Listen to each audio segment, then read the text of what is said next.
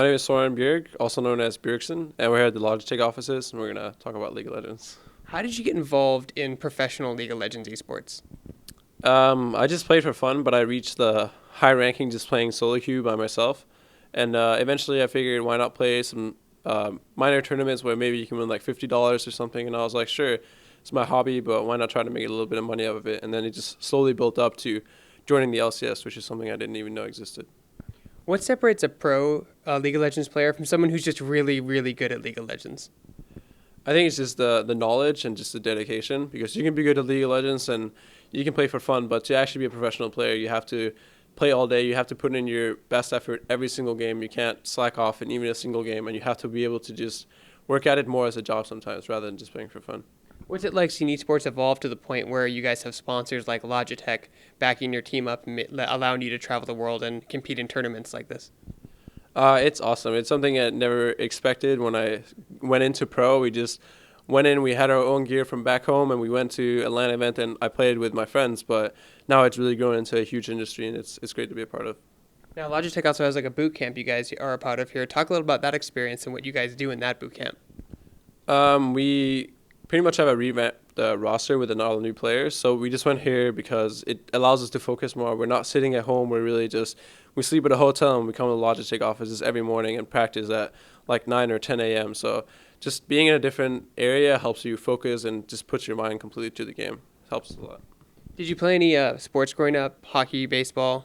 I actually played a lot of sports. I played a lot of tennis, football, which is soccer in America, and I played handball, which is a European sport. So I just grew up playing all different kinds of sport, which is where I really got my competitive drive. But unfortunately, I got a knee injury and I have bad asthma, so that kind of made me stop playing sports and then just go more and more into video games, which is my hobby at the time. What are some of the similarities you see between esports and physical sports like soccer and football? The biggest things are just teamwork, being able to work with a team, like camaraderie. All those things matter just as much in esports as in real sports. If you don't believe in your teammate, if you don't respect your teammate, then your team is just going to go down, because it's important. You have 5 people and you're a unit. You're not just 5 players that happen to go in and play with each other. You have to be able to work together. That's how you win. Can you walk us through a day of your life as a pro gamer, from when you get up to go to bed to from when you get up in the morning to when you go to bed at night? Right now it's pretty much wake up at 8 a.m., have about 30, 40 minutes to get ready. We meet all 5 people together. We go get food. We meet up here at the office at about 10. We play and warm up by ourselves. Then we do team practice for about 3 to 4 hours, take a break to get food, play again for 3 to 4 hours.